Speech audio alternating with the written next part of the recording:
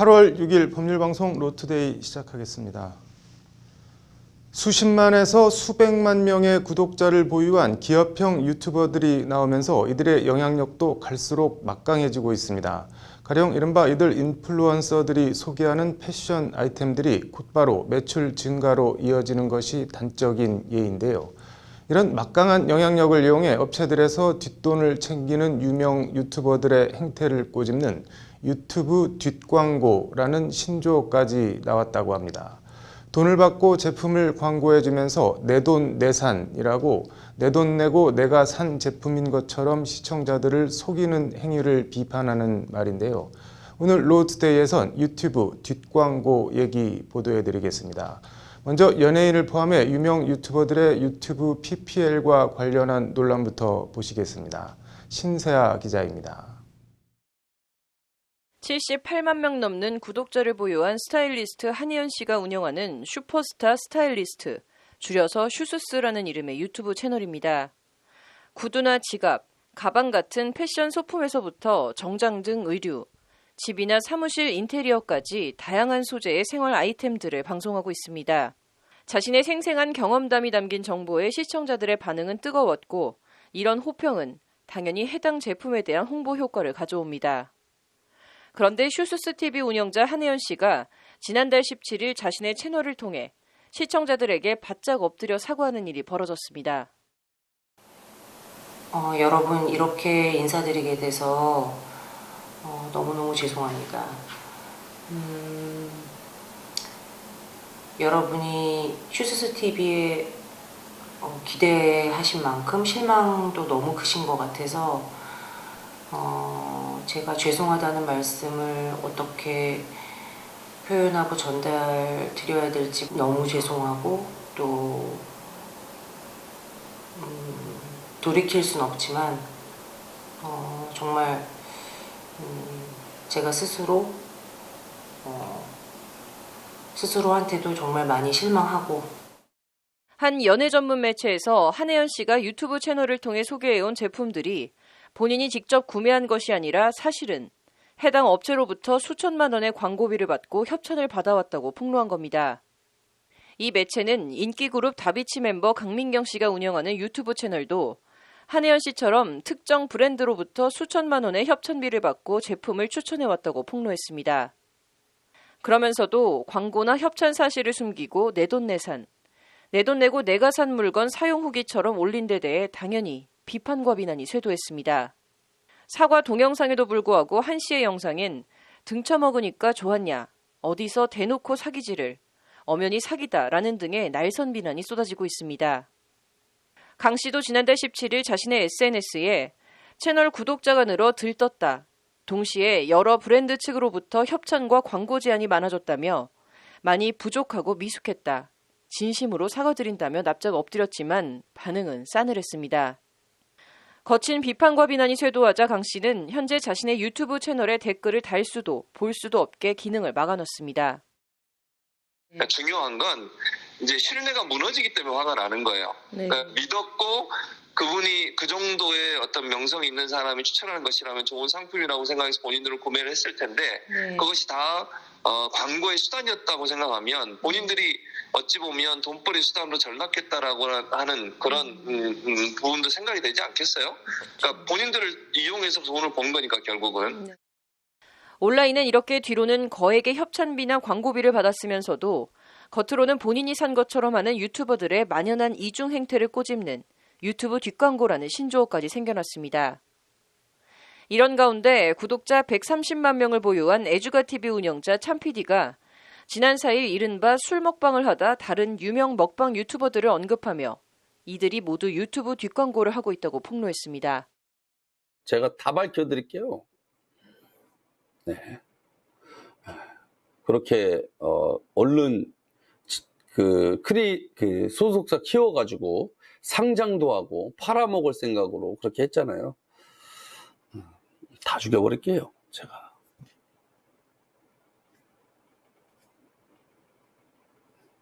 저는 거짓말 안 합니다. 제가 만약에 허위사실이면 고소하세요. 저는 거짓말 안 합니다. 아시겠죠? 저는 근거 없는 얘기는 안 해요. 아시겠죠?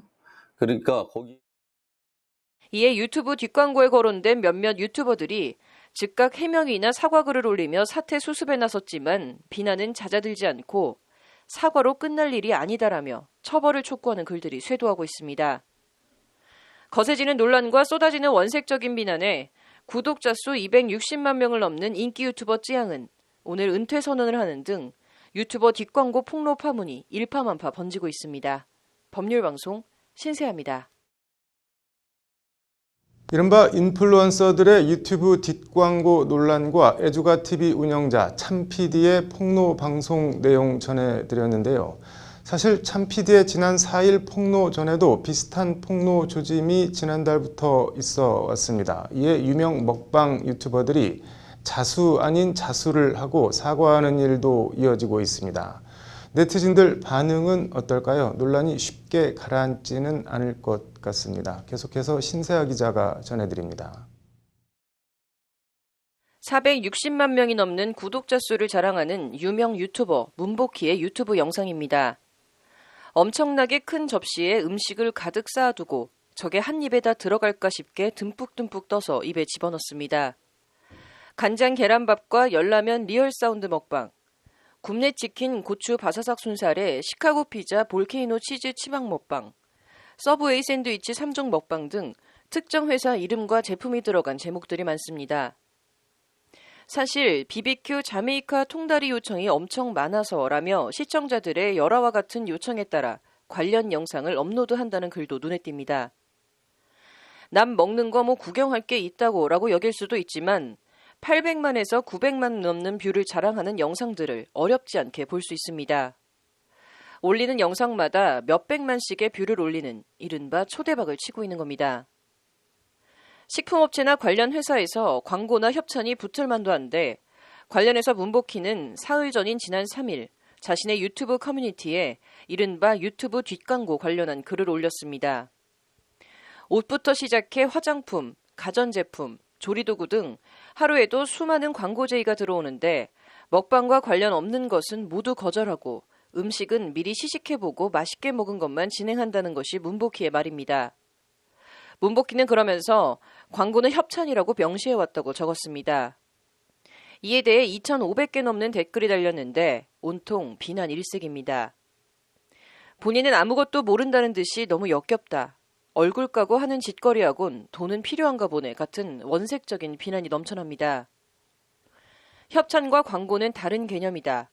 협찬은 음식만 무상으로 제공받는 것이고 광고는 돈을 받고 음식을 광고해주는 것을 말한다. 광고라고 표기한 적 없다며 조목조목 사례들을 들어 비판하는 글들도 눈에 띕니다. 이에 문복희는 뒷광고와 관련한 해명 아닌 해명글을 올린 바로 다음 날 곧바로 사과문을 올리며 납작 엎드렸습니다. 유튜브 시작하고 광고 표시에 있어 정직하게 행동하지 않은 부분이 있다. 광고임에도 광고임을 밝히지 않았던 적이 있다. 심각성을 미처 생각하지 못했다. 정말 죄송하다. 광고와 협찬의 차이를 구분하지 않고 광고를 협찬이라고 적었다. 죄송하다는 것이 문복희의 사과입니다. 댓글 반응은 일부 수긍하는 글들도 있지만 오늘은 뭐가 땡겨서 어쩌고 오늘은 뭐가 맛있을 것 같아서 저쩌고 하면서 내 돈 내산인 것처럼 해놓고 결국은 광고였다. 이게 기만이 아니고 뭐냐. 진짜 황당하다는 비판이 계속 이어지고 있습니다. 비단 문복희뿐 아니라 구독자 377만 명을 보유한 햄지라는 닉네임을 쓰는 또 다른 유명 먹방 유튜버도 지난 3일 뒷광고와 관련해 자신의 유튜브 커뮤니티에 사과글을 올렸습니다. 고의적으로 잘 보이지 않는 더보기란 하단에 유료 광고를 표기하여 시청자들을 기만한 점 인정하고 반성하겠다는 것이 햄지의 말입니다. 그럼에도 이용자들의 비판과 비난이 이어지자 햄지는 어제 단 1원도 탈세를 한 적이 없다고 일부 논란이나 의혹을 부인하면서도 구독자들에게 좋은 이미지로 남고 싶어 편법으로 유료 광고를 잘 보이지 않는 더보기란 하단에 숨겨서 표기했다.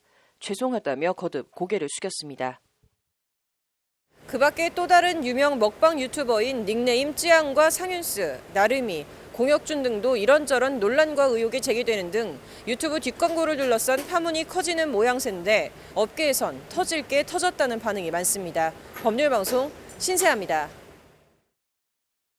네, 유튜브 뒷광고 얘기 더 해보겠습니다. 앞서 리포트를 보도한 신세아 기자가 나와 있습니다.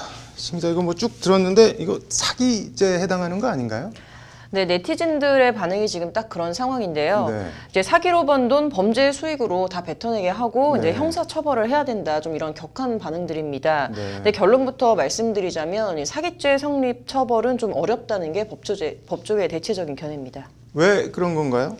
일단 사기죄를 규정한 형법 제347조 1항을 보면 사람을 기망해 재물의 교부를 받거나 재산상의 이익을 취득한 자는 10년 이하의 징역 또는 2천만 원 이하 벌금에 처한다고 되어 있습니다. 네. 이제 기망이라는 말은 이제 누구를 속인다라는 이런 뜻인데 네. 여기서 일단 기망은 좀 논외로 하더라도 네. 유명 유튜버들을 재물의 교부를 받거나 재산상의 이익을 취득한 자라고 이제 볼 수는 없다는 겁니다. 네. 시청자들이 유튜버들에 속아서 물건이나 제품을 샀다고 하더라도 네.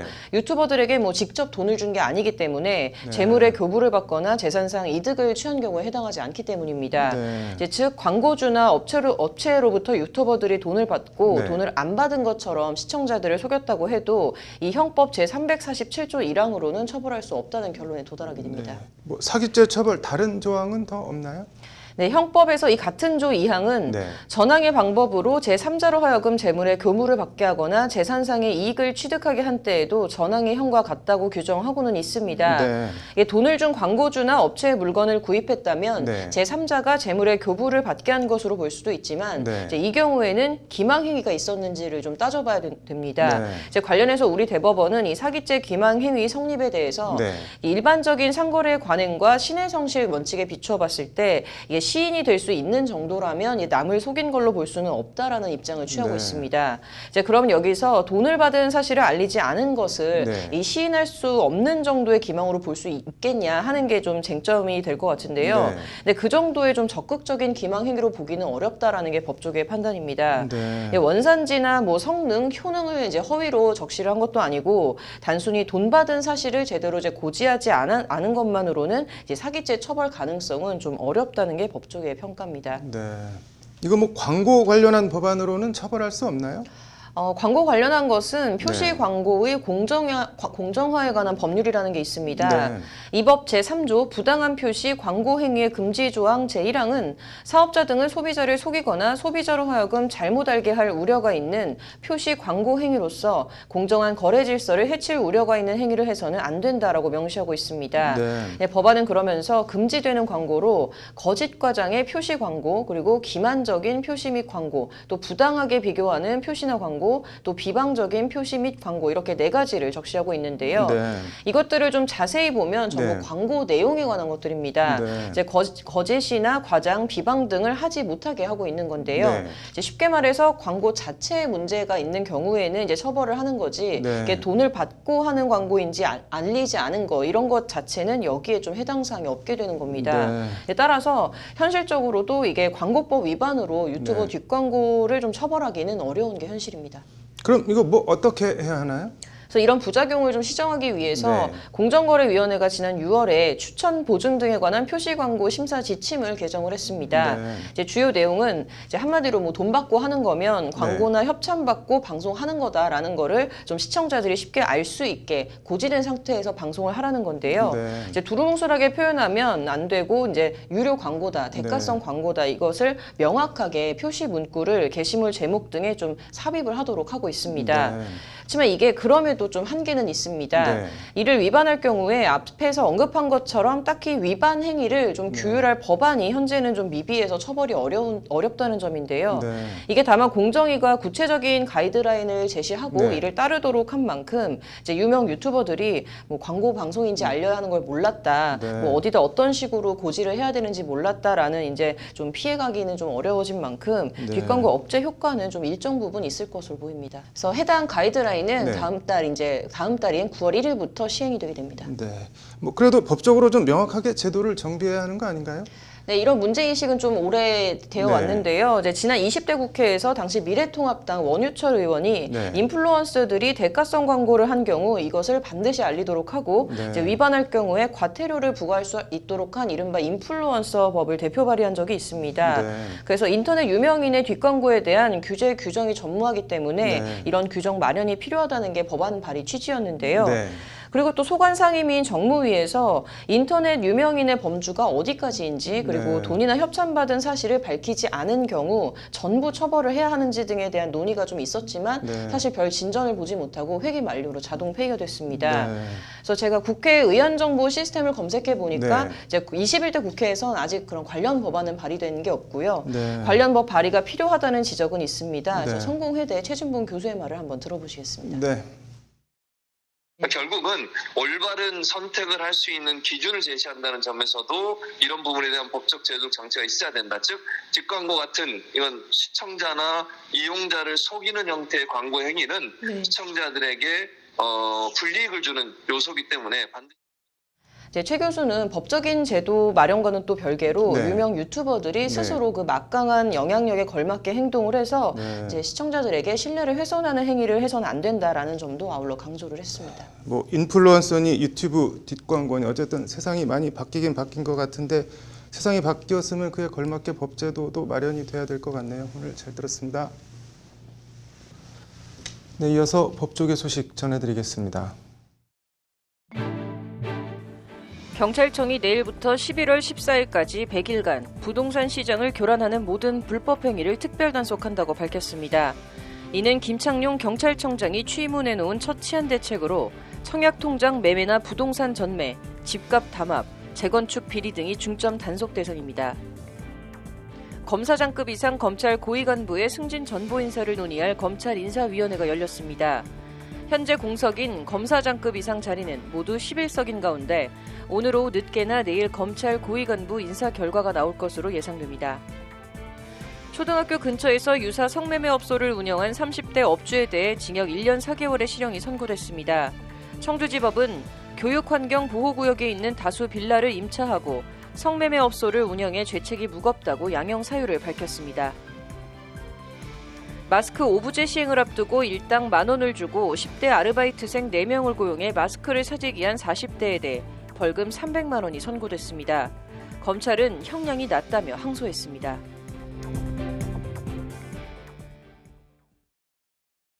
(8월 6일) 법률방송 로투데이 마치겠습니다. 시청해주셔서 감사합니다.